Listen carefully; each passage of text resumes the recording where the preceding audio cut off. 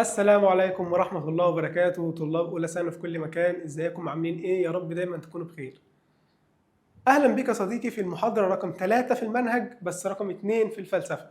احنا خلصنا مع بعض حصة فلسفة وحصة منطق. أتمنى إن أنت تكون سيطرت عليهم وذاكرتهم كويس وعملت ملخصات ليهم أو طبعت الملازم بتاعنا عشان تذاكر منها. احنا دلوقتي في المحاضرة رقم 3 في المنهج بس 2 في الفلسفة، لأن احنا خلصنا محاضرة فلسفة هنخش على المحاضرة التانية. طيب، اتمنى منك برضو ان انت تكون حليت شيت المنطق اللي احنا سيبناه لك في وصف الفيديو المرة اللي فاتت، وتكون صححت لنفسك، لان ضروري جدا جدا جدا بعد ما تخلص حصة انك تطبق عليها. خلاص؟ لان انت لو ما طبقتش كل اللي انت ذاكرته ده شبه بيتبخر. خلاص؟ طيب، بالنسبة للحصص بتاعتنا احنا هيبقى عندك حصة كل خميس الساعة 5. كل خميس الساعة كام؟ الساعة 5. فانت انزل اعمل اشتراك عشان لو نسيت ميعاد الحصة يجي لك اشعار بالفيديو الجديد لما ينزل. خلاص يا صديقي؟ طيب، برضو احنا ملزمة الحصة دي هنسيبها لك في وصف الفيديو تحت مع شيت التدريبات بتاعها. الحصة دي حصة من الحصص التقيلة شوية، او الحصص اللي كلها داخلة في بعض، مواضيعها كلها داخلة في بعض. فانا عايزك كده كشكول محترم تقعد تكتب ورا مني الكلام اللي انا بقوله. خلاص؟ ويا ريت بقى بعد ما هنخلص الحصه تعمل كده جدول محترم وتفنط فيه الكلام اللي احنا قلناه. خلاص؟ بعد كده بعد ما تبدا ان انت تعمل الجدول ده وتخلصه، تبدا ان انت تحل شيت التدريبات في نفس اليوم. انا عايزك تحل في نفس اليوم عشان الكلام او اللي انت ذاكرته ما يتبخرش من دماغك. خلاص؟ يبقى انت كده كل اللي انت عملته راح على الهواء. خلاص يا صديقي؟ طيب، يلا بينا نسمي بسم الله ونخش في المحاضرة رقم 2 فلسفة، بس رقم 3 في المنهج. قبل ما اخش او قبل ما اقول اي حاجة، انا عايز بس اقول لك كلمتين. احنا النهاردة جايين نتكلم عن ايه؟ جايين نتكلم عن الفلسفة والدين. هنقارن بين الفلسفة والدين، وهنقارن ما بين الفلسفة والعلم. وهل يا ترى في فرق ما بين الفلسفة والدين؟ وهل في فرق ما بين الفلسفة والعلم؟ ولا هما الاتنين بيتكاملوا مع بعض؟ ولا في بينهم صراع؟ أول كلمة قالها لي في المنهج، بص، لا يوجد تعارض. لا يوجد إيه؟ تعارض بين إيه وإيه يا ترى؟ بين الفلسفة أو بين الدين والفلسفة. لأن الحق لا يضاد الحق يا باشا. الفلسفة والدين مفيش بينهم تعارض. ليه؟ قال لي لأن الحق لا يضاد الحق. يعني إيه لأن الحق لا يضاد الحق ده؟ وحدة الله، لا إله إلا الله. الفلسفة بدورها عايزة تسعى للحقيقة، عايزة تعرف أصل الأشياء وأصل الكون، وعايزة تعرف كل حاجة. طب الدين، ما هو الدين برضو بيخليك عارف كل حاجة، صح؟ يبقى الاتنين عايزين يوصلوا لهدف واحد، فما ينفعش الاتنين يبقوا عكس بعض. على سبيل المثال مثلا هبسطها لك خالص. انت دلوقتي رايح مدرستك، خلاص؟ هدفك المدرسة، وصاحبك رايح المدرسة برضو وهدفه المدرسة. هل ينفع انتوا الاتنين تمشوا عكس بعض؟ ما انتوا كده مش هتوصلوا. ولا انتوا عشان الاثنين هدفكم واحد فمشيتوا مع بعض وهتوصلوا لنفس الهدف مع بعض؟ نفس الكلام، الفلسفه والدين ماشيين في نفس الاتجاه، فاكيد ما ينفعش يبقوا عكس بعض. الحق لا يضاد الحق. خلاص؟ طيب، قال لي ايه تاني؟ قال لي الحجه العقليه الفلسفيه داعمه ومؤكده للايمان والعقيده الدينيه. مش فاهم. صلي بينا على النبي عليه الصلاه والسلام. انت دلوقتي قاعد مثلا في الجنينه مثلا، وبص كده في السماء وعمال تقول كده ايه؟ يا سبحان الله، والله سبحان الله، ربنا خالق السماء دي كلها بدون عمدان تشيلها. انت دلوقتي عملت ايه؟ مش انت كنت قاعد بتتامل؟ التامل ده في حد ذاته من سمات الاسلوب الفلسفي. لو تفتكر الاسلوب الفلسفي كان اسلوب ايه؟ تاملي عقلي كلي شامل. تاملي عقلي كلي شامل. يبقى التامل من سمات التفكير الفلسفي. يبقى كونك كنت قاعد بتتامل يبقى انت كده قاعد بتتفلسف او قاعد بتفكر بطريقه فلسفيه. خلاص؟ طيب، لما قعدت تتامل وتفكر بطريقه فلسفيه قلت سبحان الله، يبقى هنا الفلسفه اكدت لك ايمانك، صح؟ قال لي اه، جميل قوي. يبقى هنا الحجه العقليه الفلسفيه داعمه ومؤكده للايمان والاعتقاد الديني. خلاص؟ قال لي تمام قوي. قال لي الدين والفلسفه الاثنين مع بعض. الدين والفلسفه مالهم يا ترى؟ الدين والفلسفه يلتقيان في معالجه موضوعات معينه. زي ايه؟ الدين عايز يعرف اصل العالم، العالم ده جه ازاي؟ طب ما الفلسفه برضه عايزه تعرف اصل العالم، عايزه تعرف العالم ده جه ازاي. طبيعه الانسان، ايه الانسان ده؟ الانسان افعاله وسلوكه وتكوينه وكل حاجه دي الدين برضه عايز، الدين بيجاوبنا على الحاجات دي، ونفس الكلام برضه الفلسفه بتجاوبني على طبيعه الانسان وطبيعه الوجود، عايز يعرف ايه الوجود. خلاص، نفس الكلام الدين والفلسفه بيقولوا لي اصل العالم، وبيقولوا لي طبيعه الانسان، وبيقولوا لي طبيعه الوجود. جميل قوي. تعالى للجزئيه اللي بعدها. في بقى واحد صديقي كده اسمه ابن رشد. اسمه ايه؟ اسمه ابن رشد. كان قاعد كده عمل كتاب جميل قوي، عايزك تحفظ اسمه. اسمه صغير كده وجميل، يعني اسم صغير. بص: فصل المقال فيما بين الحكمة والشريعة. فصل المقال فيما بين الحكمة والشريعة. الكتاب دوت كان بيقول ان الفلسفة والدين مش عكس بعض. الفلسفة والدين مالهم مش عكس بعض. بص بيقول لك ايه: والذي يتضح فيه انه لا تعارض بين الدين والفلسفة، لان هدف كل منهما هو الوصول الى الحقيقة. يبقى ابن رشد عمل كتاب اسمه ايه؟ فصل المقال فيما بين الحكمة والشريعة. فصل المقال فيما بين الحكمة والشريعة. ممكن تكتب هنا من اتصال برضو، من اتصال. يبقى ده اسم الكتاب كامل. يبقى اسمه ايه؟ فصل المقال فيما بين الحكمة والشريعة من اتصال. ده اسم الكتاب كامل. دي معلومة ليك يعني، فاهمني؟ يبقى الكتاب اللي عمله ابن رشد اسمه ايه؟ فصل المقال فيما بين الحكمة والشريعة. كان الكتاب ده بيتكلم عن ايه؟ قال لي ان الفلسفة والدين مش عكس بعض، الاتنين هدفهم واحد وهو الوصول الى الحقيقة. خلاص يا صديقي؟ قال لي تمام قوي. قال لي كما ان الدين الاسلامي حث المسلمين على التفكر على التفكير وتعقل الامور، وهو ما تسعى اليه الفلسفة ايضا. الدين عندنا، الدين الاسلامي ما سبكش كده، قال لك ان انت لازم تفكر، ما ينفعش كده اي حاجه تاخدها والسلام. والفلسفه برضو بتقول لنا نفس الكلام، لازم تفكر ولازم تشغل عقلك. طيب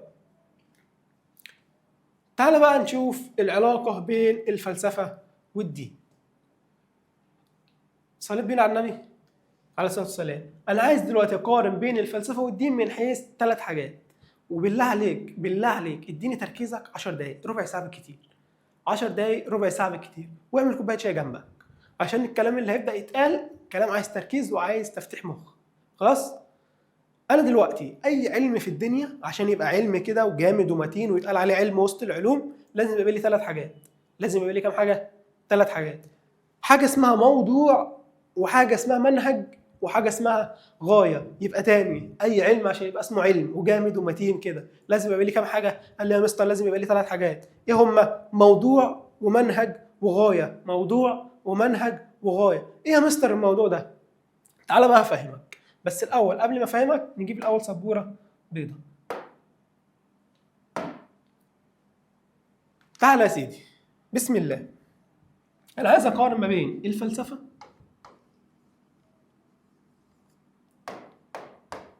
وعايز اقارن ما بين الدين.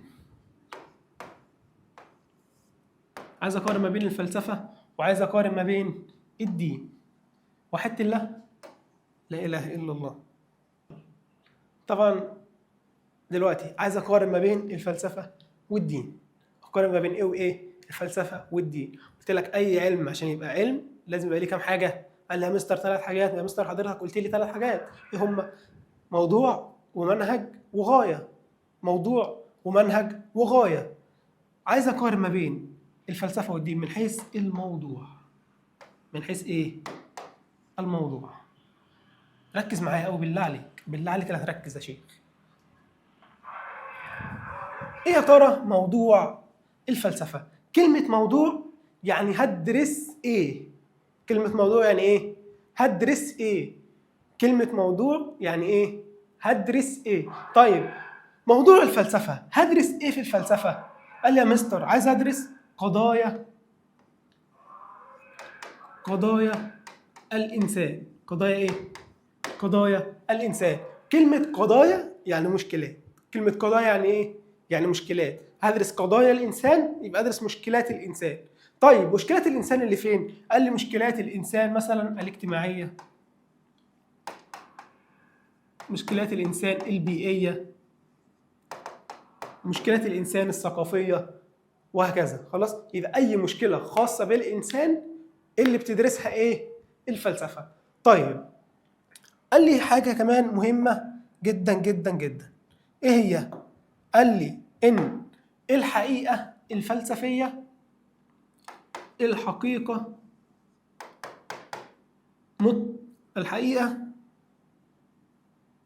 الفلسفية حقيقة، ما علينا، نسبية متغيرة. الحقيقة الفلسفية حقيقة نسبية متغيرة. يعني ايه كلمة نسبية؟ يعني متغيرة. طيب ليه الحقيقة في الفلسفة متغيرة؟ قال لي يا مستر بسبب ان الآراء مختلفة. صلي بينا على النبي عليه الصلاة والسلام. هل دلوقتي أنا رأيي زي رأيك؟ أكيد لأ، كل واحد فينا وليه رأيه. هل دلوقتي لو أنت مثلا جيت تحل مشكلة بأسلوبك أو بطريقك أو بطريقة تفكيرك أنت، خلاص، أو من وجهة نظرك، هل لازم أنا أحل نفس المشكلة بنفس الطريقة؟ ولا ممكن أوصل لطريقة تانية أو لوجهة نظر تانية؟ كل واحد وليه وجهة نظر. يبقى هنا الحقيقة الفلسفية متغيرة بسبب تعدد الآراء. خلاص؟ بسبب تعدد الآراء. خلاص يا صديقي؟ طيب، امال الدين بقى بيدرس ايه؟ قال لي بيدرس علاقة الإنسان بربه. علاقة الإنسان بمين؟ بربه. وكيفية التقرب إليه. أنا دلوقتي كدين موضوعي إيه؟ قال لي يا مستر الدين موضوعه علاقة الإنسان بالله، وإزاي إن هو يقرب لربنا. طيب هقرب لربنا إزاي؟ دلوقتي أنا بقرب لربنا مثلا بحاجة زي الصلاة، زي الصوم، خلاص، زي الزكاة. كل الحاجات اللي أنا بعملها دي بتقربني لربنا. خلاص؟ طيب يا مستر حضرتك قلت لي إن الحقيقة الفلسفية نسبية. حضرتك قلت لي إن الحقيقة الفلسفية نسبية، وقلت لي ليه نسبية؟ بسبب تعدد الآراء، كل واحد وليه رأي. خلاص؟ طب ينفع في الدين كل واحد يبقى له رأي؟ قال لي لا يا مستر، الدين ما فيش حاجة اسمها أنا رأيي في الدين كذا، الدين ثابت. يبقى الحقيقة هنا، الحقيقة مطلقة. الحقيقة مالها؟ مطلقة. يبقى تاني، أنا كلمتك في كام حاجة لحد دلوقتي. قال لي يا مستر أنت بتقارن لي ما بين الفلسفة والدين.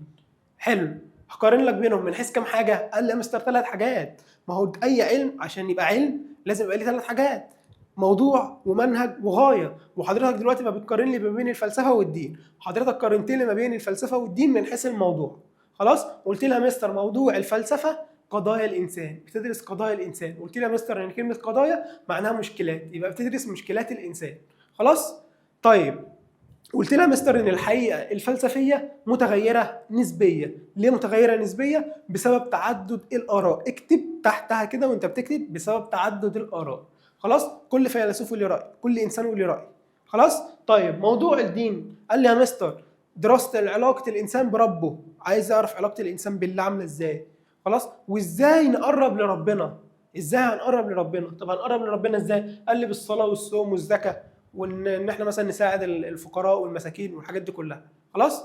طيب قلت له مستر ان الحقيقه الدينيه حقيقه مطلقه. الحقيقه الدينيه مالها؟ حقيقه مطلقه. كلمه مطلقه يعني ثابته، ما ينفعش اقول انا رايي في الدين كذا، ما ينفعش اعدل حاجه في الدين. خلاص. طيب تعالى لتاني حاجه اسمها المنهج. اسمها ايه؟ المنهج. صلي بينا على النبي. كلمة منهج أنا عرفتك يعني موضوع، صح؟ قلت لك كلمة موضوع هدرس إيه؟ هدرس إيه؟ اكتب جنبها موضوع يعني هدرس إيه؟ أهو هدرس إيه؟ ماشي؟ يبقى كلمة موضوع معناها هدرس إيه؟ كلمة منهج هدرس بإيه؟ يعني هنا بقى هدرس بإيه؟ كلمة موضوع هدرس إيه؟ المنهج هدرس بإيه؟ يبقى هنا هدرس المنهج هدرس بإيه؟ خلاص؟ يبقى كلمة منهج هدرس بإيه؟ طب يا ترى الفلسفة بدرسها بإيه؟ قال لي يا مستر العقل ماله العقل يحتل مكانة الصدارة عند الفيلسوف. مش فاهم، هفهمك دلوقتي. صلي بينا على النبي عليه الصلاة والسلام. العقل يحتل مكانة الصدارة عند الفيلسوف. يعني ايه العقل يحتل مكانة الصدارة عند الفيلسوف؟ يعني العقل ده رقم واحد. اي حاجة حضرتك هتقولها لازم تكون نابعة من عقلك. خلاص؟ يبقى اي حاجة هتقولها لازم تكون نابعة من عقلك. اي حاجة هتقولها من غير دليل عقلي فهي مرفوضة تماما عند الفلسفة. خلاص؟ يبقى تاني، منهج الفلسفة منهج عقلي. منهج ايه؟ منهج عقلي. يحتل العقل مكانة الصدارة. يحتل العقل مكانة الصدارة. لا يقبل أي شيء إلا بالدليل العقلي. لا يقبل أي شيء إلا بالدليل العقلي. أي حاجة هتقولها يا باشا لازم يكون ليها دليل عقلي ويخش دماغي. يعني لو حضرتك دلوقتي جيت قلت لي رأيك في حاجة معينة، قلت لي مثلا انا رايي مثلا في فلان ان هو كذا. ليه بسبب 1 2 3. طالما الكلام ده ما دخلش دماغي يبقى خلاص ارميه في الزباله. خلاص؟ يبقى لا يقبل اي شيء الا بالدليل العقلي. حضرتك هتقول حاجه تجيب دليل ويكون دليل قوي، دليل يخش العقل. خلاص؟ طيب بالنسبه للدين، الدين بندرسه بايه؟ لو انت فاكر واحد شاطر ومية مية ومذاكر المحاضره الاولى فلسفه وخدنا حاجه اسمها الاسلوب الديني، لو تفتكر صح؟ قال لي اه يا مستر ده انا خدت الاسلوب الديني اللي هو كان ايماني عقائدي. برافو عليك، برافو عليك يا اللي عارف ان الاسلوب الديني ان هو ايماني عقائدي. طالما الاسلوب الديني ايماني عقائدي يبقى هنا يرتكز على الايمان. يرتكز على ايه؟ على الايمان. يرتكز على ايه؟ على الايمان. حضرتك دلوقتي هتؤمن بايه؟ هؤمن بالايمان بالعقيده الدينيه المنزله. الايمان بالعقيده الدينيه المنزله. حضرتك دلوقتي مثلا مؤمن بوجود ربنا صح؟ قال له يا مستر شفت ربنا؟ قال لي لا بس مؤمن بيه صح؟ حضرتك دلوقتي مؤمن بالملائكه صح؟ قال لي اه يا مستر مؤمن بيها. شفتهم؟ قال لي لا ما شفتهمش بس مؤمن بيهم. حضرتك عارف ان في جنه ونار صح؟ قال لي اه. شفتهم؟ قال لي لا بس مؤمن بيهم. يبقى هنا الايمان ده المنهج الديني. يبقى الدين مرتكز على فكره الايمان. الايمان بايه؟ بالعقيده الدينيه. العقيده الدينيه. يبقى حضرتك بتؤمن بالعقيده زي ما هي. خلاص؟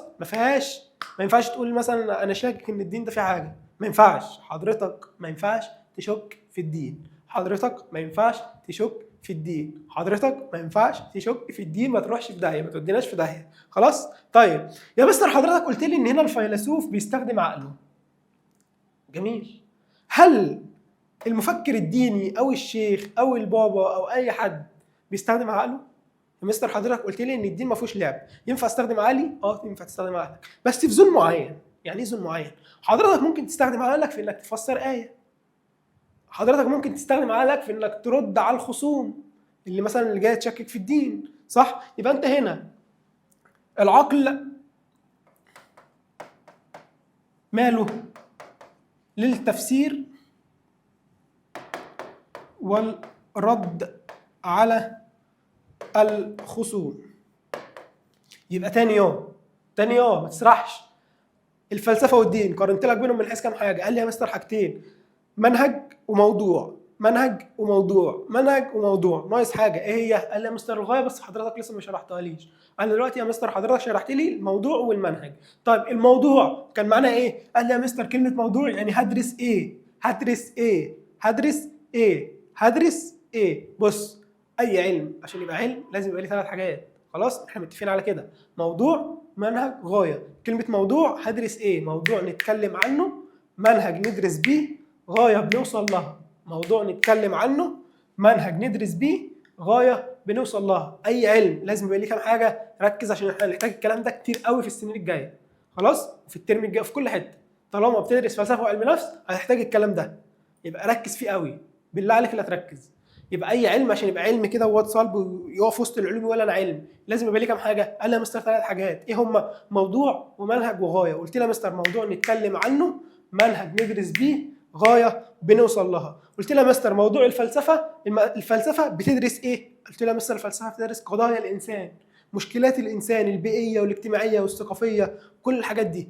طيب قلت له يا مستر ان الحقيقه الفلسفيه مالها؟ جدع، نسبيه متغيره بسبب تعدد الاراء. طيب امال ايه كان موضوع الدين؟ قال لي يا مستر موضوع الدين يعني انا هدرس ايه في الدين؟ عايز ادرس علاقه الانسان بربه وازاي هو بيقرب لربنا. قلت له يا مستر ان هو بيقرب لربنا بالصلاه والصوم. خلاص دي كلها موضوعات الدين. ازاي الانسان بيقرب لربنا؟ ازاي الانسان ماله بيقرب لربنا؟ قلت له يا مستر ان الحقيقه الفلسفيه نسبيه. طيب الحقيقه الدينيه؟ لا يا مستر دي حقيقه مطلقه ثابته ما ينفعش ان احنا نقول راينا فيها. خلاص؟ طيب ومنهج الفلسفه؟ قلت له يا مستر ان منهج الفلسفه معتمد على العقل الخالص، العقل هو العقل بس، كل حاجه بالعقل. حضرتك هتقول حاجه تقولها بالعقل، ويكون عقل ويكون مثلا ادله منطقيه تخش العقل. خلاص؟ طيب لو كلامك ما دخلش العقل ارميه في الزباله، مش عايزينه. خلاص يا صديقي؟ طيب ايه بقى منهج الدين؟ قال لي يا مستر ده مرتكز على الايمان. مرتكز على ايه؟ على الايمان. الايمان بايه؟ بالعقيده الدينيه المنزله من عند الله زي ما هي كده اهو. خلاص؟ امن بيها. ماشي؟ طيب هل ده معناه ان انا ما بستخدمش العقلي؟ قال لي لا، بنستخدم برضو العقل في التفسير والرد على الخصوم، في انك تفسر ايه او ترد مثلا على واحد ملحد. انت دلوقتي لو جالك واحد ملحد وقال لك مثلا اثبت لي ان مثلا انا مش مؤمن بكتابك او مش مؤمن بديانتك، حضرتك هتقف ساكت كده؟ اكيد مش هتخليه يفوز عليك، فانت لازم ترد عليه. جميل قوي، جميل جدا. تعالى للجزئيه اللي بعدها. حضرتك قارنا ما بين الموضوع والمنهج، ناقص ايه؟ قال لي يا مستر ناقص الغايه او ناقص الهدف. طيب الهدف من الفلسفه والدين ايه؟ الهدف من الفلسفه والدين هدف مشترك. هدف ايه؟ هدف مشترك. مش فاهم يا مستر؟ اهو الغايه، الهدف بينهم هدف مشترك. هدف ايه؟ مشترك. الاتنين عايزين يوصلوا للحقيقه. الاتنين عايزين يوصلوا للحقيقه، الوصول الى الحقيقه. الاتنين عايزين يوصلوا للحقيقه.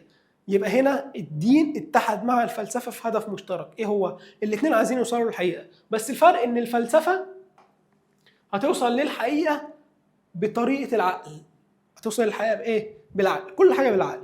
لكن الدين هيوصل للحقيقه عن طريق الايمان. عن طريق ايه؟ الايمان. يبقى ركز بالله عليك، بالله عليك لا تركز يا شيخ، يا شيخ الهي يا رب تفلح لو ركزت. خلاص؟ طيب دلوقتي انا قارنت لك ما بين الفلسفه والدين من حيث كام حاجه؟ 3 حاجات. كام حاجه؟ دول 6. 3 حاجات. خلاص؟ طيب ايه هما؟ موضوع ومنهج وغايه. موضوع ومنهج وغايه. قلت لك يعني ايه موضوع ايه؟ قال لي يا مستر موضوع يعني هدرس ايه؟ طب يعني ايه منهج؟ هدرس بايه؟ هدرس بايه؟ طب يعني كلمه غايه؟ ده الهدف النهائي اللي انا عايز اوصل له من دراسه العلم دوت. خلاص؟ قلت لك ايه موضوع الفلسفه؟ قال لي يا مستر موضوع الفلسفه القضايا، قضايا الانسان، قضايا الانسان المجتمعيه. عايز ادرس قضايا الانسان، مشكلات الانسان، عايز احل مشاكله. خلاص؟ طيب هل رايك كفيلسوف ثابت ولا متغير؟ قال لا يا مستر انا رايي كفيلسوف اكيد متغير، يبقى هنا الحقيقه الفلسفيه متغيره. خلاص؟ طب الدين؟ قال لي يا مستر موضوع الدين علاقه الانسان بربه. علاقه الانسان بمين؟ بربه، وازاي يقرب لربنا. ازاي يقرب لربنا؟ طب هيقرب لربنا ازاي؟ بالصلاه والصوم والعبادات. خلاص؟ طيب الحقيقه الفلسفيه متغيره الحقيقه الفلسفيه متغيره ليه؟ قال لي يا مستر بسبب تعدد الاراء. احنا كل شويه نعيد ونزيد. بسبب تعدد الاراء، كل فيلسوف ليه رايه. خلاص؟ طب في الدين ما ينفعش تقول رايك يا بيه. هنا الحقيقه مطلقه. الحقيقه مالها؟ مطلقه ثابته زي ما هي، امن بيها. خلاص؟ ومنهج الفلسفه هدرس الفلسفه بايه؟ هدرس الفلسفه بعقلي. هدرس الفلسفه بايه؟ بعقلي. يبقى هنا العقل يحتل مكانه الصداره عند الفيلسوف. العقل يحتل مكان الصداره عند مين؟ عند الفيلسوف. لا يقبل اي شيء الا بالدليل العقلي. لا يقبل اي شيء الا بالدليل العقلي. جيب اي حاجه يكون دليل عقلي ويخش العقل ويكون دليل منطقي ويكون قوي. خلاص؟ طب الايمان منهج الدين هو مرتكز على الايمان. حضرتك بتامن بالديانه المنزله زي ما هي. حضرتك بتامن بالديانه المنزله زي ما هي. طيب هل ده معناه ان انا ما بستخدمش عقلي؟ لا، حضرتك بتستخدم عقلك في التفسير والرد على الخصوم. في التفسير والرد على مين؟ على الخصوم. اتحدت الفلسفه والدين في هدف مشترك. ايه هو؟ قال لي الوصول الى الحقيقه. الوصول لايه؟ للحقيقه. في مشكله؟ اظن لحد دلوقتي الكلام لطيف وظريف وخفيف. مش عايزك تتلخفن عشان لسه هنقارن ما بين الفلسفه والعلم. هنقارن ما بين ايه الفلسفه والعلم من حيث الثلاث حاجات دول برضه. فمش عايزك تتلخفن. واحده واحده كده بقى، وابدا نظم كشكولك، وابدا اعمل ملخصك الجميل، وتعال نخش بينا على الملزمه. نقرا الكلام الجميل اللي احنا قلنا ده من الملزمه. طيب بسم الله. الفلسفه من حيث الموضوع. انا عايزك الدرس ده بالذات تعمل له ملخص لسببين. ايه هما السببين؟ ان الدرس ده بيلخفن. يجي يقول لك مثلا الفلسفه من حيث الدين، الفلسفه من حيث الموضوع، طب العلم من حيث الموضوع، الدين من حيث الموضوع، فانت هتخفي ما بين الثلاثه.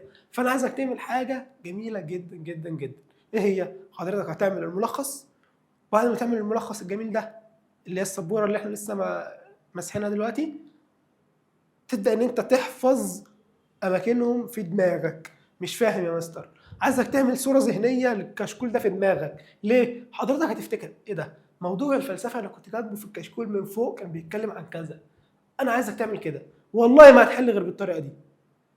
لو ما حلتش بالطريقه دي حضرتك هتغلط كتير جدا جدا جدا. يبقى انا عايزك تعمل الملخص، ويا ريت ويا حبذا تنشره على الجروب بتاعنا. احنا هنعمل جايزه لاحسن ملخص، ياخد مثلا جايزه ماليه. خلاص مستنيين بقى الملخصات بتاعتكم. تمام يا صديقي؟ طيب ايه هي موضوع الفلسفه؟ قال لي يا مستر تهتم بدراسه قضايا الانسان. تهتم بدراسه قضايا مين؟ الانسان. المعرفيه والجماليه والبيئيه والحضاريه والعمليه. يبقى اي قلت لك كلمه قضايا معناها مشكلات. كلمه قضايا معناها ايه؟ مشكلات. يبقى الفلسفه عايزه تدرس مشكلات الانسان. عايزه تدرس ايه؟ مشكلات الانسان. قلت لي يا مستر الحياه الفلسفيه نسبيه. الحياه الفلسفيه مالها؟ نسبية، يدركها كل فيلسوف حسب رؤيته. يعني كل فيلسوف هيوصل للحقيقة بس بطريقته. ليه؟ بسبب تعدد الآراء. بسبب تعدد الآراء، اختلاف وجهات النظر بينهم. كل واحد له وجهة نظر، كل واحد له رأي. خلاص اكتب جنبها هنا تعدد الآراء. تعدد ايه؟ الآراء. يبقى جميل قوي. تعالى للفلسفة من حيث المنهج. من حيث ايه؟ المنهج. قلت لك الفلسفة منهجها ايه؟ لو تفتكر من الجدول اللي احنا عاملينه على السبورة، العقل. الايه؟ العقل. قال لي هنا قائمة على ما يفكر بها عقل الإنسان. العقل يحتل مكانة الصدارة عند الفيلسوف، ويخضع كل شيء للحوار والجدل لتجنب الأمور الغامضة، ولا يقبل شيء إلا بالدليل العقلي. لا يقبل شيء إلا بالدليل الإيه؟ العقلي. يا باشا أي حاجة حضرتك هتقولها بالنسبة لنا مش مقبولة إلا لو كان الدليل العقلي يخش العقل. خلاص؟ طيب هتجيب له الأدلة دي إزاي؟ هل هتسمع مثلا كلام حد؟ ولا هتمشي مثلا ورا ديانة؟ لا، حضرتك تجيب لنا الكلام ده من عقلك، من دراستك، من تفكيرك. خلاص؟ يبقى منهج الفلسفة منهج عقلي. منهج ايه؟ عقلي. لا يقبل اي شيء الا بالدليل العقلي. لا يقبل اي شيء الا بالدليل العقلي. خلاص يا صديقي؟ طيب قلت لي الهدف من الفلسفة. الفلسفة تسعى الى ادراك الحقيقة. ادراك ايه؟ الحقيقة. ادراك الحقيقة. اقول لك سؤال، تشابهت الفلسفة مع الدين من حيث ايه؟ جدع عادة اللي قلت الهدف. جدع عادة اللي قلت الهدف من حيث الوصول للحقيقة. الاثنين عايزين يوصلوا للحقيقة. يبقى تاني كلمتك في الفلسفه من حيث كام حاجه؟ قال لي مستر 3 حاجات. موضوع، منهج، غايه. موضوع، منهج، غايه. موضوع الفلسفه قضايا الانسان. موضوع الفلسفه قضايا الانسان. والحقيقه الفلسفيه حقيقه نسبيه. منهج الفلسفه يعتمد على العقل. يعتمد على ايه؟ على العقل. لا يقبل اي شيء الا بالدليل العقلي. يا باشا اي حاجه لازم تكون نابعه من عقلك. خلاص؟ هدف الفلسفه ادراك الحقيقه او الوصول للحقيقه. الدين هقارن برضه من الدين من حيث الموضوع والمنهج والهدف او الغايه. طيب يا ترى ايه بقى موضوع الدين؟ يرتكز حول علاقه الانسان بالله وكيفيه التقرب اليه بالعبادات. ايه العبادات دي؟ زي مثلا الصلاه والصوم والزكاة. كل الحاجات دي حاجات بتخليك تقرب من ربنا. هل ينفع تقرب ربنا من غير ما تكون بتصلي؟ لا. ينفع تقرب ربنا من غير ما تكون بتصوم؟ لا. ينفع تقرب من ربنا من غير ما تكون بتزكي؟ لا. يبقى هنا الدين موضوعه علاقة الإنسان بالله. علاقة الإنسان بمين؟ بالله. وإزاي هيقرب لربنا؟ هيقرب لربنا بالعبادات. خلاص؟ الحقيقة الدينية مطلقة. الحقيقة الدينية خط و20,000 خط هنا. الحقيقة الدينية مالها مطلقة. ليه مطلقة؟ لأن حضرتك ما ينفعش تقول رأيك في الدين. تعرف تفكرني بالناس اللي بتقول لك إيه؟ بعيدا عن الدين. حبيبي، إيه اللي بعيدا عن الدين؟ هنمشي ورا قوانين الفيفا يعني ولا إيه؟ هنعتمد على قوانين الفيفا ولا هنعتمد على إيه؟ ما لو ركننا الدين على جنب هنعتمد على إيه طيب؟ اللي يبقى لازم كل حاجة بالدين. ما ينفعش تقول أنا رأيي في الدين كذا. ما ينفعش تقول أنا رأيي في الدين كذا. الدين زي ما هو بتنفذه. خلاص؟ طيب، طالما الدين زي ما هو وبنفذه يبقى الدين الحقيقة الدينية مطلقة. مصدرها ايه بقى؟ مصدرها علوي سماوي. مصدرها علوي سماوي. خلاص يا صديقي؟ طيب ايه بقى منهج الدين؟ قال لي يا مستر منهج الدين يقوم على الإيمان. يقوم على ايه؟ على الإيمان بالعقيدة الدينية التي مصدرها إلهي منزلة من الله عن طريق الوحي إلى الرسل والأنبياء. يبقى حضرتك بتآمن، يبقى هنا مصدرها الإيمان أهو. بتآمن بإيه بقى؟ بتآمن بالوحي أو الديانة المنزلة عن طريق الوحي إلى الرسل والأنبياء. يبقى الرسول أو النبي ده نزل له وحي. طب الوحي ده جاله منين؟ من عند ربنا، فحضرتك لازم تآمن بيه. خلاص؟ طيب، المفكر الديني يستخدم المنطق والعقل. وهنا برضو ما ينفعش المفكر الديني يركن العقل، بس هيستخدمه في اطار معين. ايه هو؟ ما ينفعش يعدل في الدين، فيستخدمه في انهي اطار؟ التفسير والفهم. التفسير وايه؟ والفهم. والرد على الخصوم. والرد على مين؟ الخصوم. حضرتك عايز تفسر حاجه او تفهمها هتستخدم عقلك. ينفع تفهم برجلك؟ قال لي لا، يبقى هتفهم بعقلك. طب والرد على الخصوم؟ جالك واحد ملحد فحضرتك لازم ترد عليه بالعقل. خلاص؟ طيب، ايه بقى الهدف من الدين؟ اتحدت الدين مع الفلسفة في غاية مشتركة. ايه هي؟ ادراك الحقيقة. ادراك ايه؟ الحقيقة. وهنا اتحدت الفلسفة والدين. اتحد ايه؟ الفلسفة والدين في هدف مشترك وهو ادراك الحقيقة. يبقى تاني، الفلسفة والدين اختلفوا في حاجتين واشتركوا في حاجة. اختلفوا في حاجتين واشتركوا في حاجة. اختلفوا في المنهج والموضوع. اختلفوا في المنهج والموضوع واشتركوا في الهدف. الاثنين هدفهم واحد وهم عايزين يوصلوا للحقيقة. عايزين يوصلوا للحقيقة. جميل. قال لي جميل قوي يا مستر. تعالى بقى لموضوع تاني اسمه التوفيق بين الفلسفة والدين. التوفيق بين ايه؟ بين الفلسفة والدين. قال لي أول كلمة وكلمة مهمة جدا، قال لي ليست كل الفلسفات رافضة للدين. يا باشا زود حرف النون. الفلسفة مش رافضة الدين. طيب ايه الدليل ان الفلسفة مش رافضة الدين؟ ان هما الاثنين اصلا هدفهم واحد.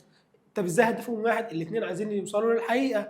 انت دلوقتي لو صاحبك رايح المدرسة وانت رايح المدرسة وانتوا الاثنين طريقكم واحد، بس انتوا الاثنين مخاصمين بعض. يا سيدي انتوا الاثنين هم مخاصمين بعض، خلاص، بس انتوا الاثنين طريقكم واحد. هل واحد فيكم هيوصل للمدرسة والتاني لا؟ ولا انتوا الاثنين عشان هدفكم واحد، هدفكم مشترك، هتوصلوا لنفس المكان؟ قال لا يا مستر، طالما احنا الاثنين هدفنا واحد ومشترك يبقى هنوصل لنفس المكان. نفس الكلام الفلسفه والدين، طالما هما الاثنين ماشيين في نفس الاتجاه يبقى هيوصلوا لنفس الهدف وهو الوصول للحقيقه. لم يتخذ الدين من كل الفلسفات موقفا سلبيا. يبقى الدين ما رفضش الفلسفه. الدين ما رفضش الفلسفه، بالعكس الدين قال لك لازم تستخدم عقلك. لازم تستخدم ايه؟ عقلك. حتى في آية في القرآن بتقول لنا ايه؟ قل هاتوا برهانكم إن كنتم صادقين. باشا هات برهان ليك. هات، انت دلوقتي عايز تقنعني بحاجة، هات برهان، هات دليل، هات حاجة تخش عقلي. خلاص؟ يبقى هنا الفلسفة ما خدتش موقف سلبي من الدين، لذا فمعظم الفلسفات توافقت مع الدين. اكتب هنا علاقة الدين بالفلسفة علاقة ترابط وتوافق واتفاق. يبقى تاني، العلاقة بين الفلسفة والدين ده علامة صح أو علامة خطأ. العلاقة بين الفلسفة والدين علاقة تضاد.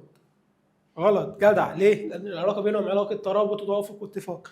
الدين والفلسفة ينفصلان عن بعض، صح ولا خطأ؟ قال لا يا مستر خطأ، إن الفلسفة والدين أصلا يتوافقوا مع بعض. الدين والفلسفة بينهم علاقة تنافر. قال لا يا مستر غلط، تنافر إيه ده؟ بينهم علاقة ترابط. الدين والفلسفة بينهم علاقة تجاذب. صح، جدع، برافو عليك. طيب، تتجلى الصلة بين الفلسفة والدين في حقيقتين، إيه هما؟ الحقيقة الأولى، عايزين نعرف صانع العالم.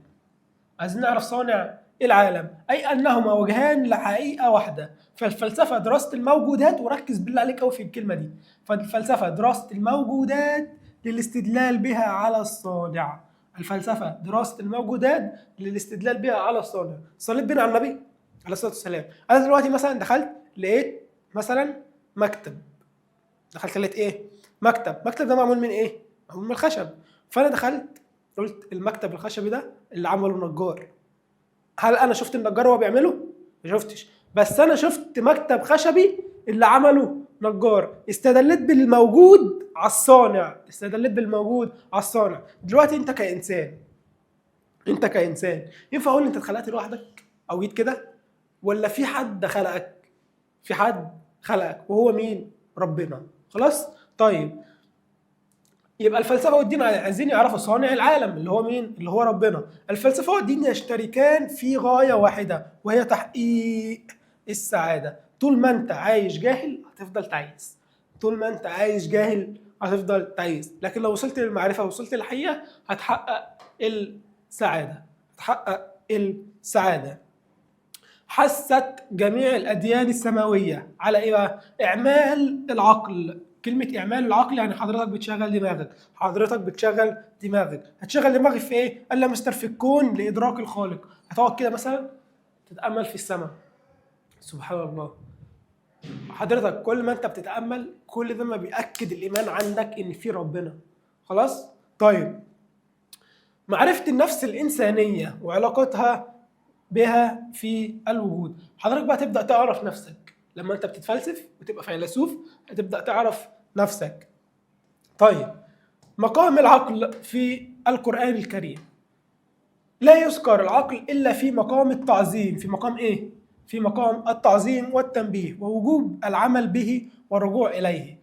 طيب، طالب القرآن الكريم بالاعتماد على الحجج المنطقية والبراهين العقلية للوصول إلى نتائج صحيحة. إزاي؟ ربنا قال في قوله تعالى: قل هاتوا برهانكم إن كنتم صادقين. يا باشا لازم تشغل دماغك، لازم تبقى قراراتك مش عشوائية، لازم أي حاجة حضرتك هتقولها لازم تكون نابعة من دماغك، لازم تفكر، ما تقبلش أي حاجة. أنت لو بتقبل أي حاجة يبقى أنت حضرتك عندك حاجة اسمها قابليه للاستهواء. سبعه كده اللي قلتها دي حاجه اسمها قابليه للاستهواء، ان حضرتك رايح مع رايحين وراجع مع راجعين، ما بتشغلش دماغك.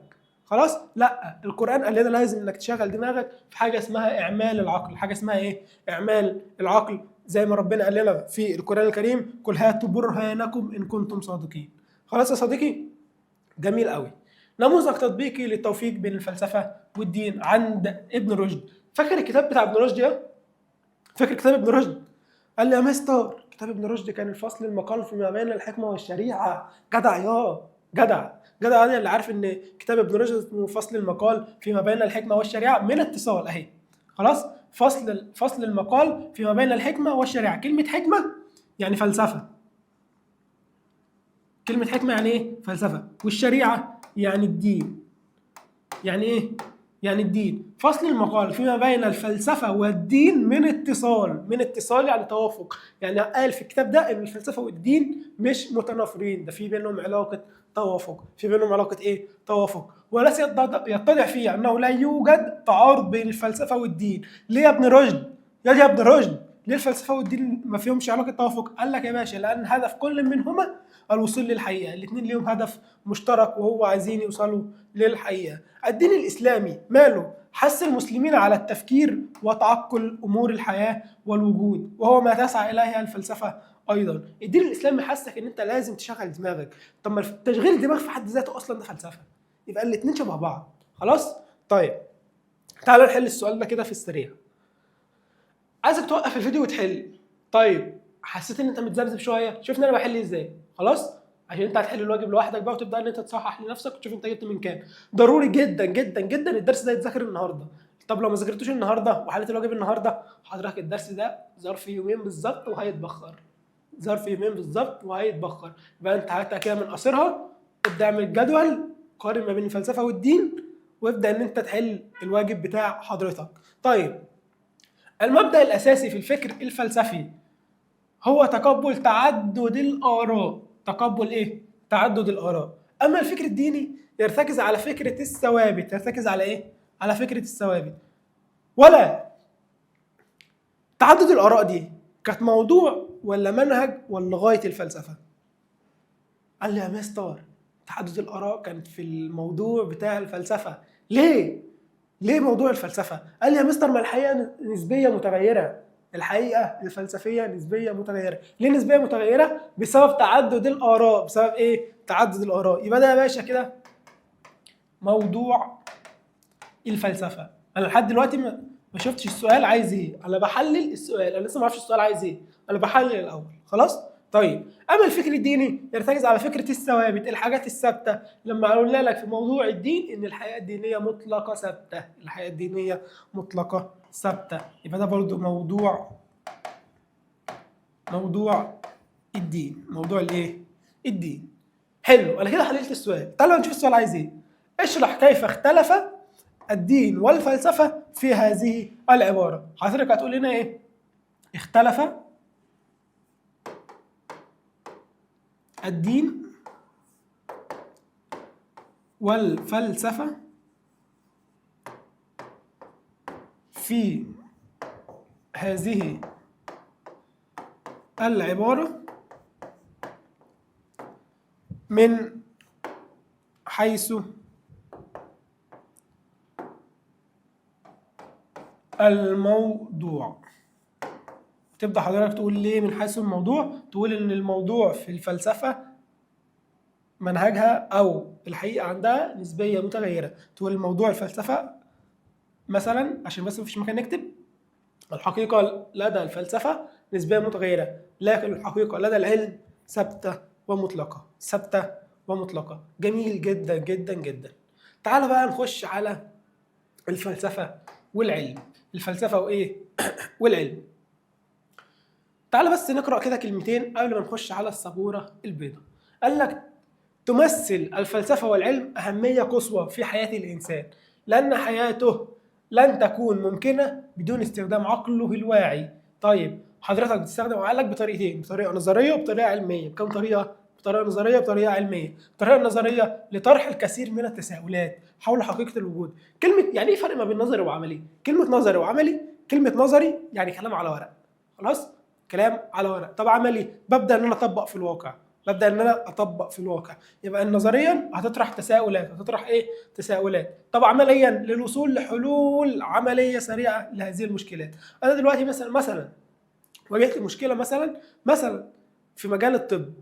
خلاص، طالما انا عرفت ان في مشكله وكتبتها، ده مجال نظري. مجال ايه؟ نظري. طيب نزلت وحليت المشكله ديت كده، خلاص بقى يا باشا، بقى مجال عملي. بقى مجال ايه؟ عملي. هنقارن ما بين الفلسفة والعلم من حيث الموضوع والمنهج والغاية، وفي حاجة زيادة اسمها طبيعة الحكم. اسمها ايه؟ طبيعة الحكم.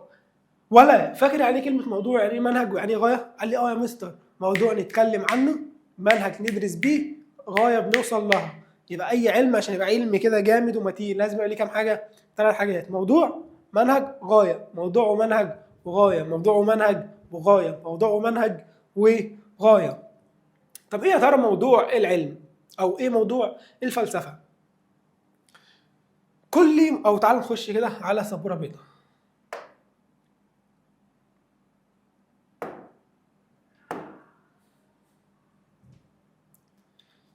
بسم الله. الفلسفة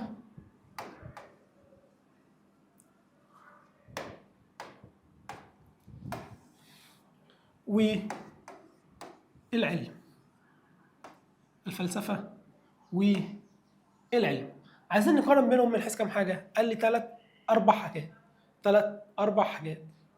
ايه هما؟ موضوع، منهج، غايه، طبيعه حكم. موضوع، منهج، غايه، طبيعه حكم. تعال نبدا بالموضوع. الموضوع، ايه موضوع الفلسفه؟ يا دي اللي ذاكرت الحصه اللي فاتت فلسفه، كان ايه سمات الاسلوب الفلسفي؟ قال لي يا مستر سمات الاسلوب الفلسفي: كلي، عقلي، شامل، تأملي، عقلي، كلي، شامل، تأملي، عقلي، كلي، شامل، تأملي، عقلي، كلي، شامل. يبقى موضوع الفلسفة هنا كلي، مجرد، معنوي. كلي ومجرد ومعنوي. يعني ايه يا مستر كلي؟ ويعني ايه كلمة مجرد؟ ويعني ايه معنوي؟ صليت بنا على النبي عليه الصلاة والسلام. وحدة الله، لا اله الا الله. كلمه كلي يعني انا عايز اوصل للحقيقه بمنظور شامل كلي، عايز اوصل للاسباب الكليه، عايز اوصل للاسباب الشامله. يعني ايه الكلام ده؟ ادي لك مثال: الكرسي او المكتب الخشبي. المكتب الخشبي ده معمول من ايه؟ واحد قال لي خشب وسكت. لا، الفلسفه مش عايزه كده. الفلسفه عايزه بعد ما توصل للخشب، طب الخشب ده معمول من ايه؟ قال لي يا مستر معمول من شجره. طب الشجره دي معموله من ايه او جايه منين؟ قال لي يا مستر الشجره دي كانت شتله صغيره حطيناها في الارض كبرت بقت شجره كبيره. طيب الشتله الصغيره دي قبل ما كانت تبقى شتله كانت ايه؟ قال لي يا مستر دي كانت ثمره او كانت بذره جوه الثمره. حلو. شايف كل ما بوصل لسبب بوصل للسبب اللي بعده، بوصل للسبب اللي بعده. بعرف سبب الاشياء بمنظور كلي، بعرف سبب الاشياء بمنظور كلي. طب ايه يا مستر كلمه مجرد دي؟ كلمة مجرد عكس كلمة حسي. كلمة مجرد عكس كلمة حسي. حاجة مجردة يعني حاجة ما بحسش بيها. صلي بينا على النبي. التفكير انت بتحس بيه؟ يعني انت مثلا ينفع تقول ايه ده؟ انا تفكيري واجعني عايز اروح لدكتور تفكير. مفيش حاجة اسمها كده. مفيش حاجة اسمها تفكيري واجعني. التفكير ده حاجة مجردة ما بتحسش بيها. يعني ايه كلمة معنوي؟ يعني حاجة انا ما بشوفهاش. حاجة انا ما بشوفهاش. بتشوف التفكير؟ قال لي لا يا مستر ما بشوفوش. بتشوف القلم ده؟ قال لي اه يا مستر شايفه. يبقى ده مش معنوي، ده مادي. خلاص؟ يبقى الحاجه الماديه الحاجه اللي اقدر اشوفها، الحاجه المعنويه الحاجه اللي ما اقدرش اشوفها. طيب امال ايه يا مستر موضوع العلم؟ فاكر برضو الاسلوب العلمي؟ حضرتك فاكر الاسلوب العلمي؟ قال لي اه يا مستر كان جزئي تجريبي حسي، جزئي تجريبي حسي، جزئي تجريبي حسي. حلو. يبقى جزئي ده انا بكلمك في الاسلوب، ما تدخلش الاساليب في الموضوع. خلاص؟ انا بكلمك في الاسلوب، بربط لك ده بين ده. اسلوب جزئي تجريبي حسي. احنا عايزين كلمه جزئي ان هو جزئي، مش هو عكس الفلسفي. الفلسفي كلي لكن العلمي جزئي. عكس مجرد قلت لها مستر حسي.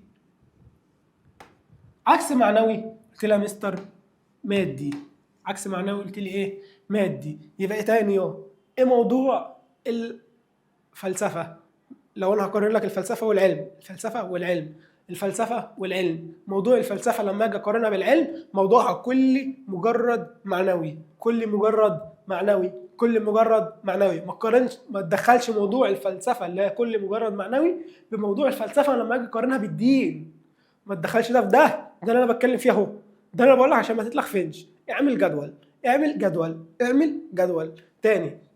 يبقى موضوع الفلسفه لما اجي اقارنها بالعلم كلي مجرد معنوي. قلت لي يا مستر يعني كلي؟ يعني بنظر للاشياء بصفه كليه شامله، بصفه كليه شامله. كلمه مجرد يعني ما بحسوش، يعني ما بقدرش احس مثلا التفكير، التامل، الحاجات دي كلها حاجات ما بتتحسش. خلاص؟ طب مجرد معنوي يعني ما بقدرش اشوفه. طب جزئي، كلمه جزئي يعني مثلا دلوقتي العلم مثلا عايز يعرف ايه سبب الزلازل، فلما جينا نعرف ايه سبب الزلازل عرفنا ان هو تشققات في القشره الارضيه.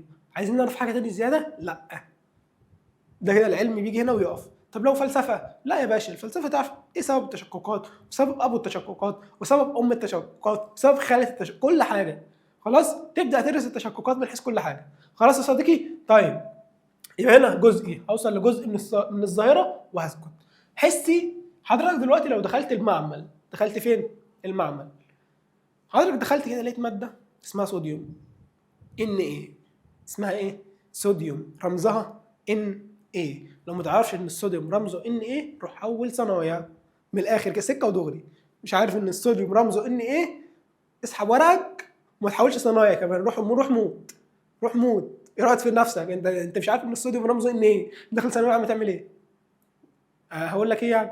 طيب ان ايه زائد سي ال اللي هو الكلور، اللي هو الكلور. طيب دخلت المعمل لقيت ان ايه ولقيت سي ال، رحت حطيتهم على بعض، ان ايه وسي ال، ان ايه زائد سي ال هيديك ايه؟ قال لي يا مستر هيديني ان ايه سي ال اللي هو ملح الطعام، اللي هو ايه؟ ملح الطعام.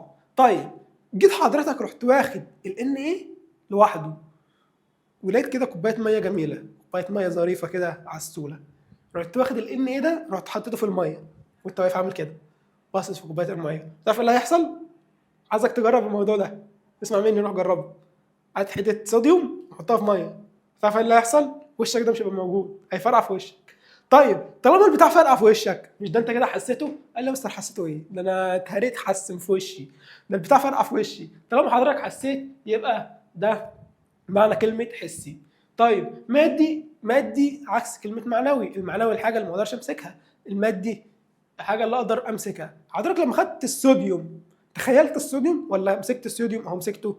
قال لا يا مستر ده مسكت الصوديوم، يبقى الصوديوم ده حاجه ماديه، حاجه ماديه. طيب جميل قوي. تعالى للمنهج.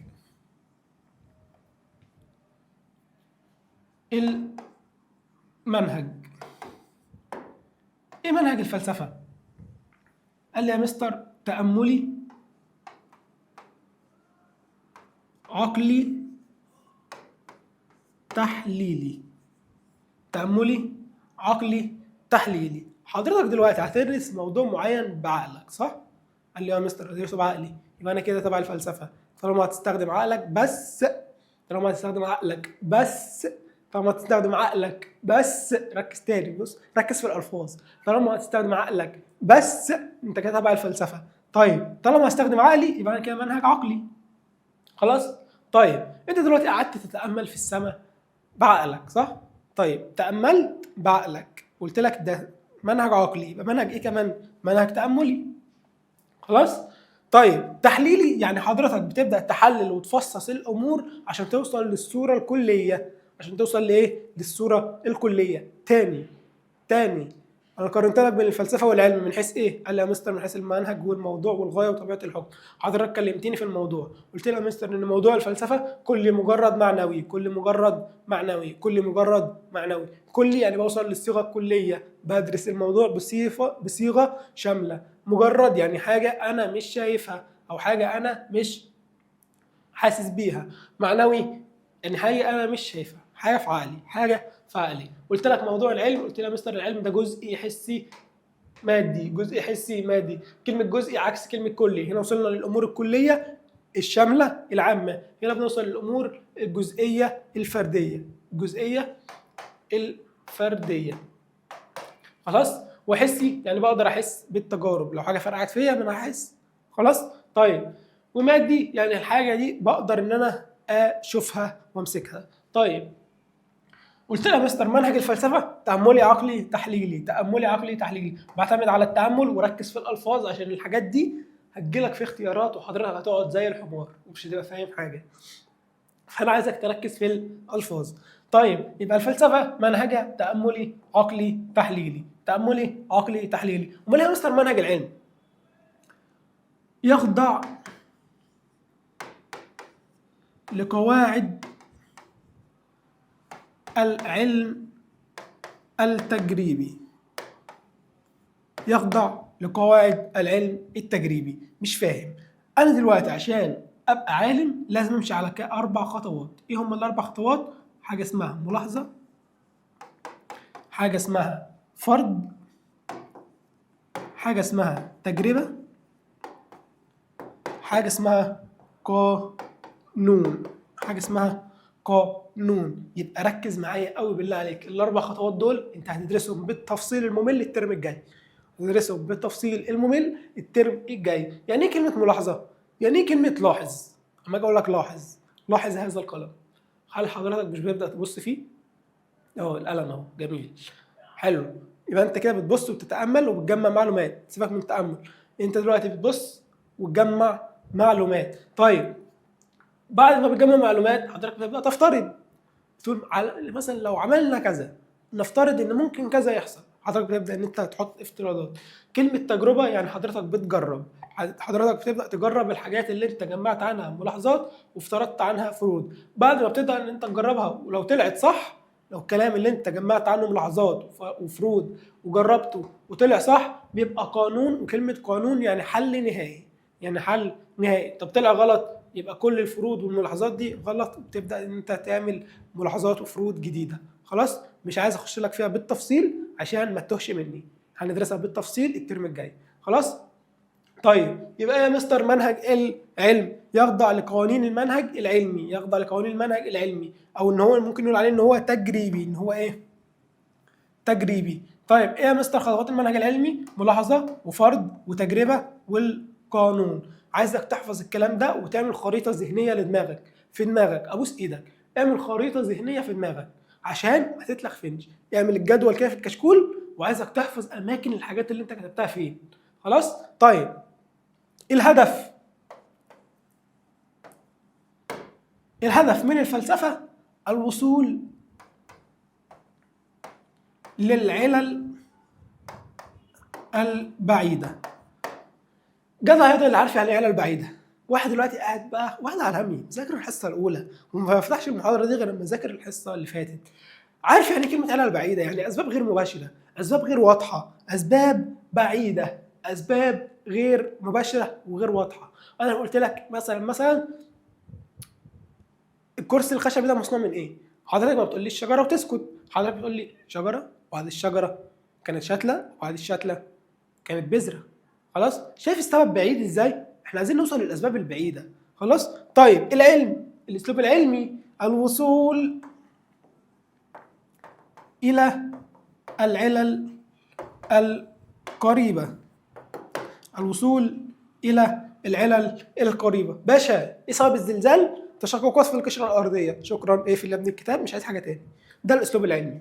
خلاص يبقى تاني الهدف من الفلسفه الوصول للعلل البعيده، عايزين نعرف ايه الاسباب الغير مباشره، الاسباب الغير واضحه، الاسباب البعيده، الاسباب الكليه، الاسباب الشامله. طيب انما العلم يا باشا انا عايز اوصل للسبب القريب وشكرا كده، السلام عليكم وعليكم السلام.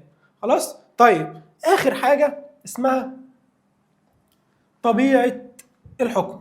اسمها ايه؟ طبيعه الحكم. كلمة طبيعة الحكم يعني أنا عايز أعرف الفلسفة مصدرها إيه؟ هل قوانينها ثابتة ولا متغيرة؟ قال لي لا يا مستر طبيعة الحكم هنا ذاتية بين قوسين متغيرة. ليه ذاتية متغيرة؟ لأن الفلسفة نابعة مني. هل فلسفتي أو آرائي نفسي لازم يكون نفس آرائك؟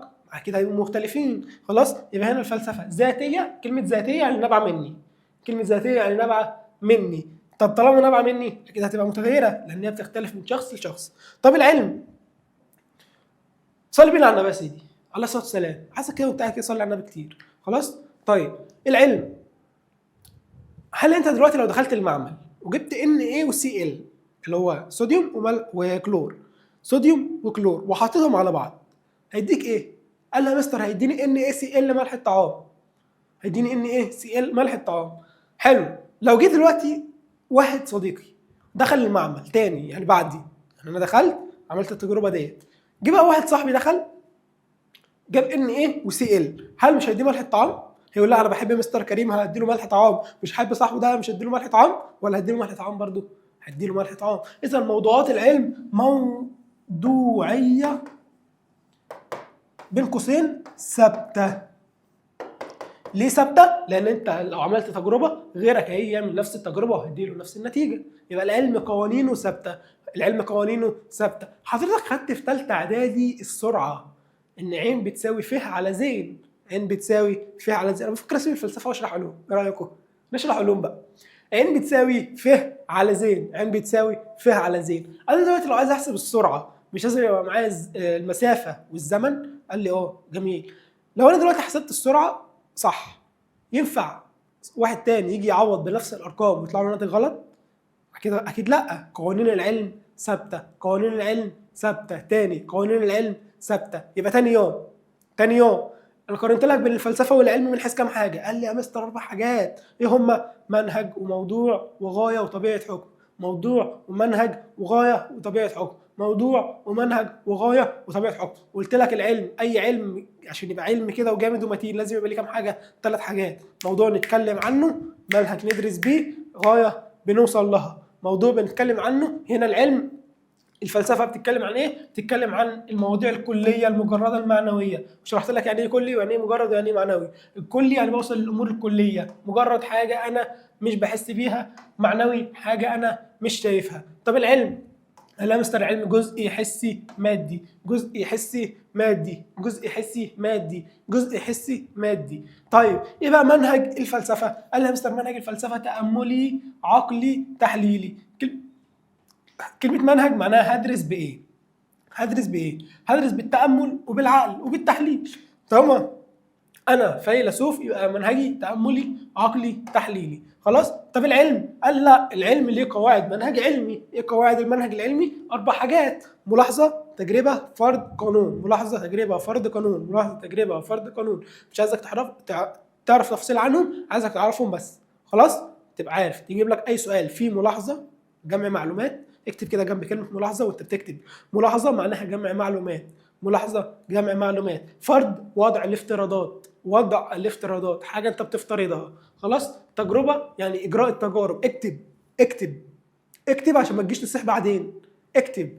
خلاص. ملاحظة جمع المعلومات، فرض وضع الافتراضات، تجربة ان انا ببدا ان انا اجرب واعمل تجارب. القانون ده الحل النهائي. يقول لك توصل ارشميدس الى قانون الطفو. توصل أرشميدس إلى قانون الطفو. تمثل العبارة موضوع الفلسفة، موضوع العلم، منهج الفلسفة، منهج العلم. إيه ده؟ يا مستر توصل أرشميدس إلى قانون الطفو، ده الحل النهائي اللي أرشميدس وصل له، والحل النهائي ده اسمه قانون. والقانون ده يا مستر حضرتك شرحته لي في منهج العلم. منهج إيه؟ العلم. خلاص؟ طيب ايه بقى الهدف من الفلسفه؟ هو الوصول للعلل البعيده. عايزين نعرف الاسباب الغير مباشره. الوصول للعلل القريبه ده كان تبع العلم. يبقى تاني الفلسفه هدفها ان هي توصل للعلل البعيده، الاسباب الغير واضحه، الاسباب الغير مباشره. طيب انما العلم عايز يوصل للعلل القريبه. وشكرا كده والسلام عليكم وعليكم السلام. خلاص. طيب طبيعه الحكم قلت لها مستر ان الفلسفه ذاتيه متغيره عشان نابعه مني، كل واحد له رايه. طيب انما العلم لا، العلم موضوعي ثابت، ما ينفعش ان احنا نغير فيه او نعدل فيه عشان لو جيت غيرت حاجه هيديني نفس النتيجه. انا دلوقتي لو جيت حطيت ان ايه مع سي ال هيديني ملح الطعام، لو جيت انت حطيت ان ايه مع سي ال هيديك ملح الطعام، لو جه العفريت الازرق حط ان ايه مع سي ال هيديله ملح الطعام. يبقى قوانين العلم ثابته، قوانين العلم ثابته. تعال نخش على الملزمه. الملزمه منهج. تعال بقى من الاول خالص. الفلسفه موضوعها ايه؟ طبعا انت لازم تعمل الجدول اللي انا قلت لك عليه ده، لان الملزمه للاسف رص الكلام تحت بعض. خلاص؟ يعني تيم المساعدين للاسف لما جه يعمل الملزمه عملوا الكلام تحت بعض، ما عملوهاش في جدول. فانا عايزك تعمل انت الجدول دوت وتبدا ان انت تنشره على الجروب. تكتب انت من محافظه ايه، يعني انت حضرتك تبدا تنشر الملخص اللي حضرتك عملته على الجروب بتاعنا. هتلاقي الجروب فين؟ هتلاقيه في وصف الفيديو. طب ما لقيتوش في وصف الفيديو هتلاقيه في وصف القناه. خلاص؟ طيب تبدا ان انت تكتب اسمك على الملخص من فوق، اسمك والمحافظه اللي حضرتك منها، اسمك والمحافظه اللي حضرتك منها، واحسن ملخص هيبقى ليه هديه فودافون كاش. خلاص؟ طيب موضوع الفلسفه قال لي مستر الفلسفه موضوع كلي مجرد معنوي، كل مجرد معنوي، كل مجرد معنوي، كل مجرد معنوي. عايزين نوصل للمواضيع الكليه. طيب انما المنهج عقلي تاملي تحليلي، عقلي تاملي تحليلي. بستخدم عقلي في التامل والتحليل، بستخدم عقلي في التامل والتحليل. عقلي لان الفيلسوف يعتمد على عقله، الفيلسوف يعتمد على عقله مش حواسه. ما بيقولش انا حاسس، ما بيقولش انا حاسس بكذا، لا بيقول انا بعتمد على عقلي وبثبت الحاجات دي اذا كانت صح ولا غلط بعقلي. خلاص؟ طيب ليه تاملي؟ يعتمد على رؤيه الفيلسوف الخاصه به، كل واحد ليه رايه. طب ليه تحليلي؟ قال لي فالفيلسوف يحلل الامور ليصل الى جذور الامور. كلمه جذور الامور يعني العلل البعيده. خلاص؟ جذور الامور ومواطن قوتها وضعفها. خلاص يا باشا، تعالى للهدف من الفلسفه. عايزين من الهدف من الفلسفه هو الوصول للعلل البعيده. الوصول للعلل البعيده، كلمه علل بعيده معناها مبادئ اولى. معناها ايه؟ مبادئ اولى، معناها اسباب غير مباشره. الثلاث كلمات دول بمعنى بعض. الثلاث كلمات دول بمعنى بعض. اسباب غير مباشره معناها مبادئ اولى، معناها علل بعيده. اسباب غير مباشره معناها، ركز معايا، اسباب غير مباشره معناها مبادئ اولى، معناها علل بعيده. طيب خد بق شاي من الكوبايه اللي بردت دي. كوبايه الشاي بتاعتك بردت، اشرب منها بقها فالح. طيب، اهتمام الفيلسوف بالمبادئ العامه لنمو الكائنات الحيه. عايزين نعرف ايه المبادئ العامه لنمو الكائنات. عرفنا مثلا ان هو التنفس والحركه والتغذيه والاحساس والتكاثر، كل الحاجات دي اسمها علل بعيده. طيب، طبيعه الحكم، قلت لها مثلا ان الفلسفه ذاتيه. طبيعه الحكم اسمها الذاتيه والموضوعيه. كلمه طبيعه الحكم معناها ذاتيه والموضوعيه. طب الحقائق الفلسفيه مالها؟ ذاتيه. يبقى الفلسفه هنا طبيعه حكمها ذاتيه متغيره. ليه؟ حيث تتعدد اراء كل فيلسوف حسب خبراته وظروف مجتمعه. كل فيلسوف ليه راي. كل فيلسوف ليه ايه؟ ليه راي. ايه تاني يا مستر؟ تعالى بقى نتكلم عن العلم. موضوع العلم جزئي مادي حسي. جزئي مادي حسي. جزئي مادي حسي. هنا جزئي عكس كلي. جزئي عكس كلي. عايزين نوصل للاسباب المباشره. عايزين نوصل للاسباب المباشره. كلمه مادي يعني حاجه اقدر ان انا امسكها. القلم ده شيء مادي، خلاص. والمحسوسه يعني حسي. يعني ايه حسي؟ تخضع للمشاهده والتجربه. قلت لك اي حاجه ليها علاقه بالتجربه والبحث، اي حاجه ليها علاقه بالتجربه والمعامل والابحاث والتجربه، دي كل الحاجات دي تبع العلم. كل الحاجات دي تبع العلم. منهج العلم قال لي حسي تجريبي. حسي تجريبي. اكتب هنا قواعد المنهج العلمي. قواعد المنهج العلمي يقوم على، اهي مكتوبه اهي، يقوم على اساس قواعد المنهج العلمي. يقوم على اساس قواعد المنهج العلمي. طب ايه قواعد المنهج العلمي؟ حضرتك يا مستر قلت لي 4 حاجات: ملاحظه، فرض، تجربه، قانون. ملاحظه، فرض، تجربه، قانون. ملاحظه جمع معلومات. ملاحظه جمع معلومات. فرض وضع افتراضات. افتراضات. كلمه وضع افتراضات يعني تخمين. تخمين، بخمن. اكتب جنبها تخمين اهو، فرض تخمين. خلاص. طيب تجربه، ببدا ان انا اجرب بنفسي في المعمل او اي حاجه. كلمه قانون يعني حل نهائي.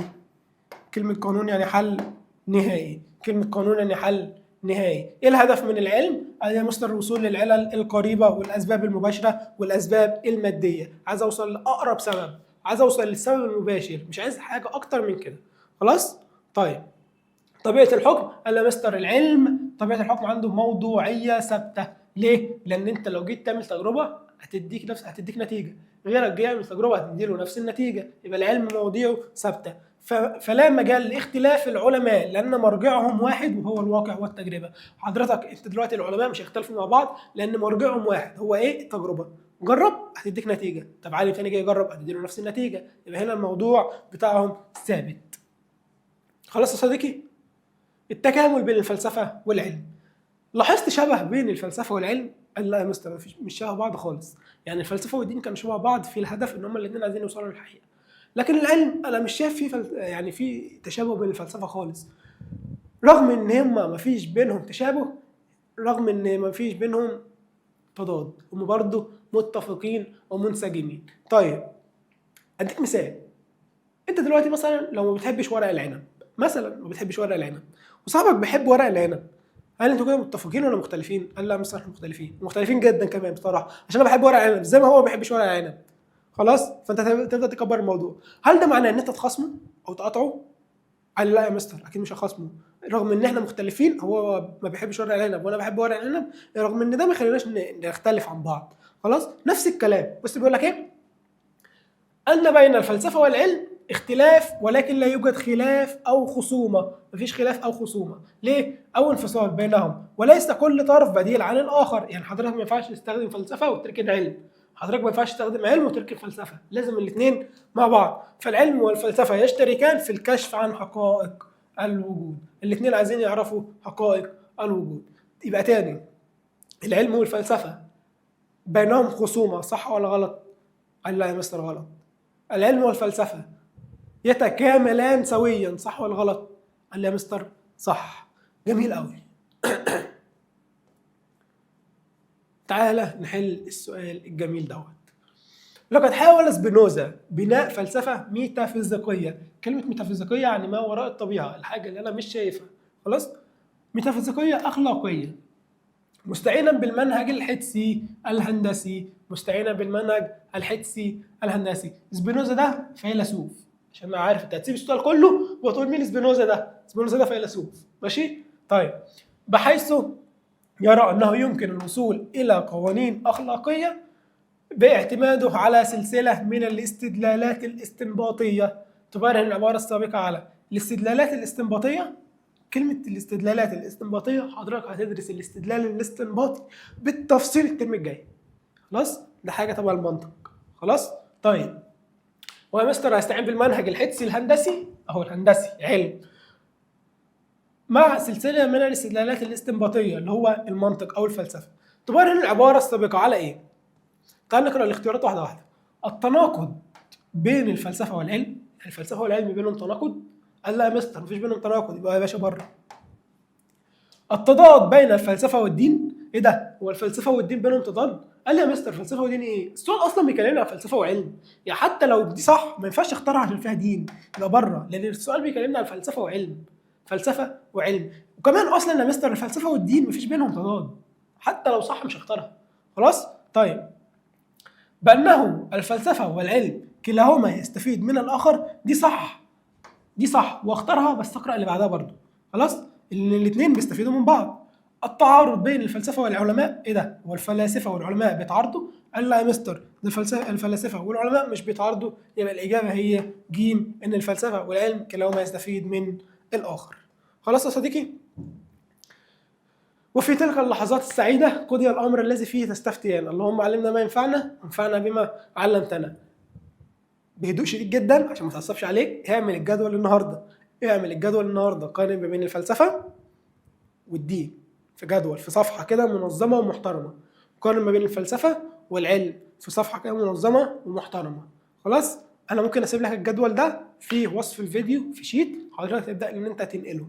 خلاص؟ لازم تحفظ اماكن الحاجات اللي انت بتكتبها في الجدول، لازم عشان انت هتفتكر كده منهج الفلسفه. ده كانت العمود الثاني في الصفحه. شوف انت بتفتكر ازاي؟ انت بتفتكر كده. خلاص؟ انما لو اعتمدت على الحفظ بس هتتلخفن كتير جدا جدا جدا جدا جدا الى ما لا نهايه. خلاص يا صديقي؟ طيب، هنسيب لك الملزمه في وصف الفيديو، وهنسيب لك شيت التدريبات في وصف الفيديو. اتمنى ان انت ما تراكمش حصص، اتمنى ان انت ما تراكمش حصص، اتمنى ان انت ما تراكمش حصص. نشوفكم في فيديوهات تانية كتيره، والمنهج باذن الله يكون كامل على اليوتيوب. استنى حصتنا كل خميس الساعه 5 باذن الله. ماشي يا صديقي؟ سلام.